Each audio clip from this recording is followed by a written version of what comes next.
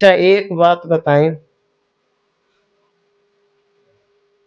आपका बच्चा फिसलता फिसलता, अभी आप ही खड़े हो सामने बैठे ही हो, आपका गर्वित खेलता खेलता कहीं पे तालाब वलाब में या कहीं फिसलन में गहराई में गिर जाए तो आप क्या करोगे? हाथ पकड़ाओगे, आजा आजा आजा, क्या करोगे?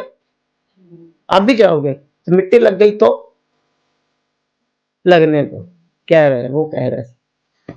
ऐसे ही महापुरुष भी इस संसार रूपी दलदल के अंदर हम जीवों को फंसते देख के खुद आते हैं और आकर के जो है खुद भी फंसते, वो फंसते नहीं है पर हम लोगों को तरीके तरीके से निकालने की कोशिश जरूर करते हैं और निकाल करके फिर भव सागर से पार ले जाने की कोशिश करते हैं, क्योंकि उनका अवतार इसी खातिर होता है।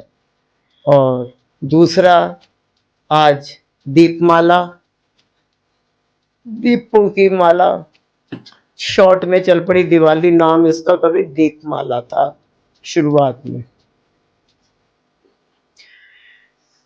कितने वर्ष, 14 वर्ष तो अयोध्या वालों ने उस वक्त इंतजार किया, 14 साल। आपका विपुल चला जाए 10-12 महीनों के लिए या सालों के लिए, और ये आपको पता है कि 12 साल तक आएगा ही नहीं, तो फिर कैसे समय काटोगे? बड़ा मुश्किल है। ये हम सब इस दुख को या इस परेशानी को हम तब अनुभव कर सकते हैं जब हम वही पॉइंट अपने पे लागू करेंगे, तब महसूस कर सकते हैं कि हाँ भाई, वो अगर हम होते वहां पे माँ कौशल्या की जगह तो हम क्या करते, माँ उर्मिला की जगह, है ना।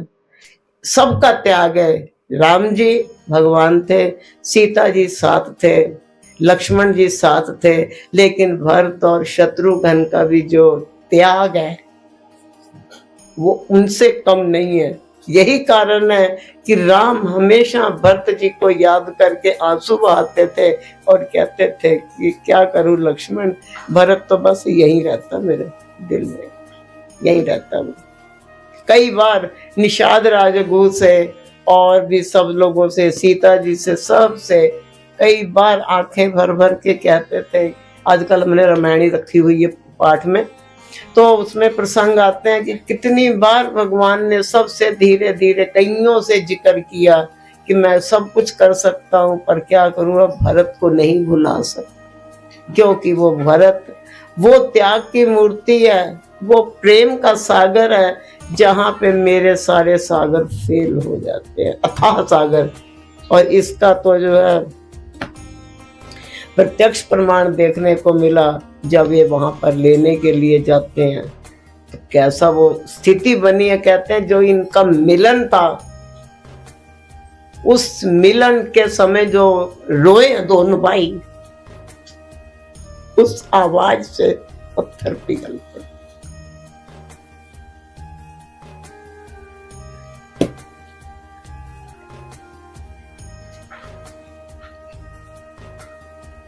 कभी कभी आंसू वो चीज है, गम में तो ऐसे बहते रहते हैं, लेकिन खुशी में भी छलक है।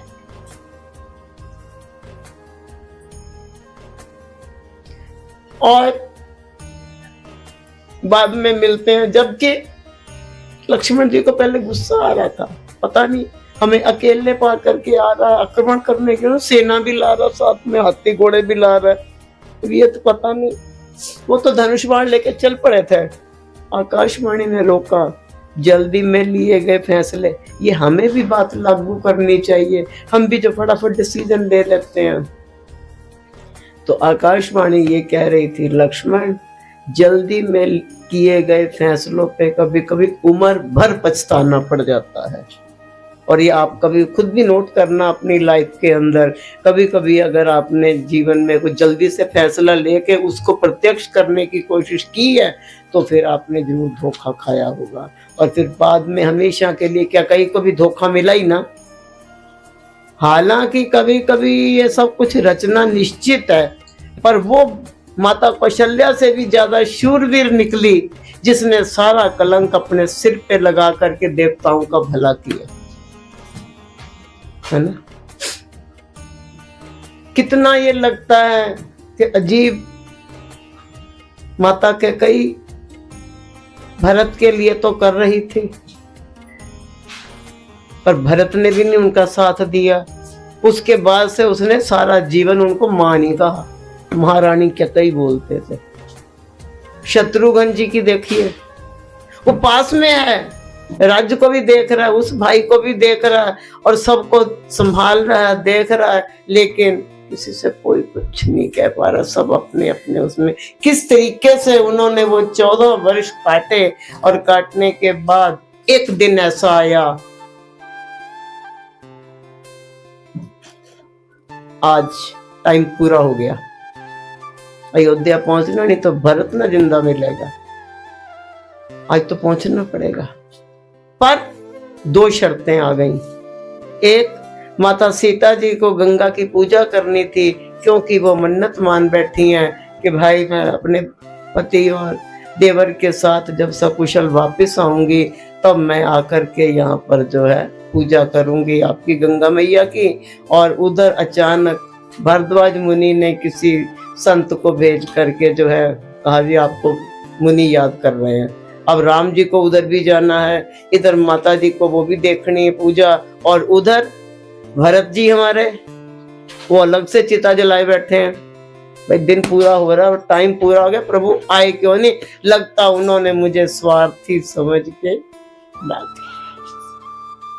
तब उन्होंने हनुमान से कहा भाई मेरी मदद कर दे, जाके अयोध्या में भेष बदल के जाइयो, क्योंकि वो तुझे इस रूप में पहले देख चुके हैं जब वो संजीवनी लेके आ रहे थे। भेष बदल के जाना और बातों बातों में समझा के उसको कहना भाई थोड़ा 1 दिन की मोहलत और दे दे, बस कोई भी गलत काम मत करियो, सिर्फ 1 दिन की मोहलत दे दे, क्योंकि उधर तो तुम्हारी भाभी ने वो करना और उधर मुझे मुनि ने बुलाया, बस मुझे 1 दिन की मोहलत चाहिए, कल तो मैं हर हाल में आ ही जाऊंगा। चलो राम नहीं आए, राम का पैगाम आया, आधी खुशी तो आ गई। अब कल तक का वादा, कल तो नहीं भगवान टालेंगे, आज ठीक है वो करे पूजा और वो करे जो जिसको करना कर ले। कई बार सोचते हैं माता क्या कई ने अपने मत्थे कलंक ले करके कितनों का भला किया। उधर माता शबरी इंतजार कर रही है, राम आएंगे। निषाद राज वो अलग बैठा हुआ है, उधर वो केवट में वो भाई सब बैठे हुए हैं। अगर भगवान सीधे सीधे अगर माता जी ये कलंक ना लेते तो शायद भगवान प्रभु राम ना बनते, खाली राजा राम ही बन के रह जाते, फिर भगवान ना बन पाते शायद। बाकी तो इनकी ये जाने, क्योंकि हर कष्ट को, हर दुख को, हर सुख को, हर माहौल को, हर स्थिति को भगवान ने हंस के सहज नहीं बिताया। जहां जहां आवेश में लक्ष्मण जी आए हैं वहां पर उनको सीधा सीधा संभालना भी है कि नहीं तुम इतनी जल्दी, और अगर देखा कि यहाँ पे आवेश जरूरी है तो भगवान बोले भी नहीं, हाँ होना चाहिए। कब हुई थी ऐसी कभी घटना कि भगवान लक्ष्मण जी कुछ बोल रहे हैं, भगवान हंस रहे हैं, कुछ कह नहीं रहे, ठीक है बोल, तुम्हारा बोलना जरूरी है। बता दो आप लोग खूब पढ़ते हो रामायण में, कौन सी ऐसी घड़ी थी कि जब भगवान राम के सामने लक्ष्मण जी काफी बोल रहे हैं, वो भी किसी संत को, राम जी कुछ नहीं कह रहे, मुस्कुरा रहे हैं खाली। सोचो, सोच पाओगे? है अभी रुक जाओ, है ये घटना घटी थी स्वयंवर के टाइम, जब परशुराम जी आते हैं और वो जोश दिखाने लगते हैं, तब लक्ष्मण जी कितना बोलते हैं। जब वो कहते हैं अरे तुमने शिव धनुष क्यों तोड़ दिया, मैं तुम्हें दंड दूंगा, हंसते हुए कहते हैं अरे बचपन में हमने बहुत धनुरियां तोड़ी थी, हमें तो किसी ने कुछ नहीं कहा, या छोटा सा पुराना सा धनुष टूट गया तो कौन सी अपराध हो गया, है ना। और भगवान उसको कुछ नहीं कह रहे, भाई ऋषि के आगे मत बोल, क्योंकि यहाँ पर भगवान को ये पता है कि ये इसके घमंड का नाश ऐसे ही होगा। जब तक इनका घमंड नीचे नहीं जाएगा तब तक ये भी गाड़ी पटरी पे नहीं। वो कह रहे हैं कि भाई आपका तो बहुत बड़ा नाम है परशुराम, मैं तो आपका नन्हा सा सेवक भगवान है, कह सकते हो हम। अरे नहीं, मैं बाई जी हूँ, संत गार की बाई हूँ। कौन बोलता है अपने आप को छोटा कह के? यही लोग कह सकते। और कितने दिन होके कह रहे हैं आपकी आज्ञा का अवहेलना, तो फिर कोई आपका छोटा सा सेवक ही कर सकता है, मुझसे होगी। पर फिर भी उन्हें गुस्सा आ रहा और खूब गुस्सा दिलवा रहे हैं। लेकिन जब देखा राम जी ने अब अति हो गई, ये मामला गड़बड़ हो जाएगा, तब उन्होंने पीछे करके उसको तब बात को संभाला। आप अगर पूरी रामायण को ढंग से पढ़ेंगे, सुनेंगे ध्यान से, रामायण पूरी नहीं करनी है, अगर हम पूरी रामायण को ढंग से सुनेंगे, विचारेंगे, तब फिर हमको लगेगा कि नहीं, उसका शोधन भी किया करो। खाली ये नहीं है कि हाँ जय सिया राम, जय जय सिया राम, जय सिया राम, जय जय सिया राम। वो हिमाचल वाली पम्मी याद आ गई। वो एक छोटा सा बच्चा रामायण कर रहा था, किसी के घर में रखी हुई थी मालपट में, तो उसने आके अपने भाई से कहा, वो भी छोटा ही था, उसको कहा कि देखो बच्चा कितनी सुंदर रामायण पढ़ता है, और देख तू है जो कुछ भी नहीं करता है, पता नहीं क्या करता रहता है। तब तो फोन भी नहीं थे। कहता रामायण का क्या, रामायण तो मैं भी पढ़ दूंगा, जो पीछे बैठे हैं उनको जय सिया राम, जय सिया राम ये तो बोलनी होती है, वो कौन सा सुन रहे हैं कि वो बोल क्या रहे हैं।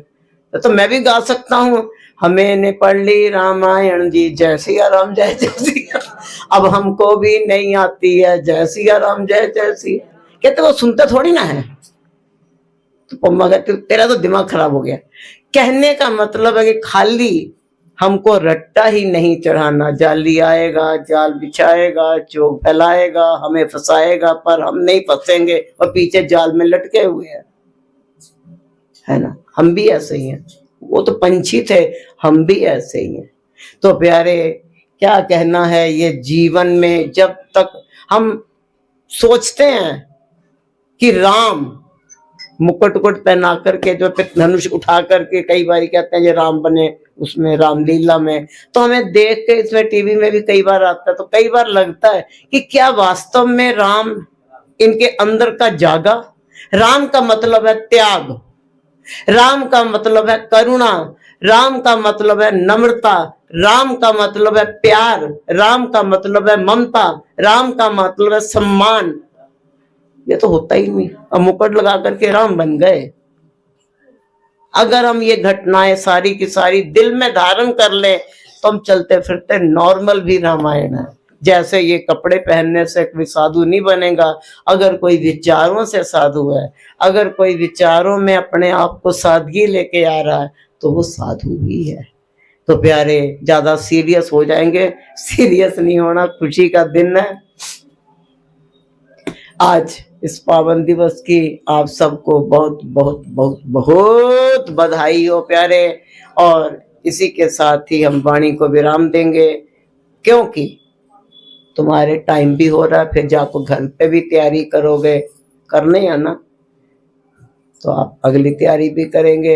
इसी के साथ ही वाणी को विराम देंगे। बोलो जयकारा बोल मेरे श्री गुरु, बोल साचे दरबार, श्री नंगली निवासी भगवान।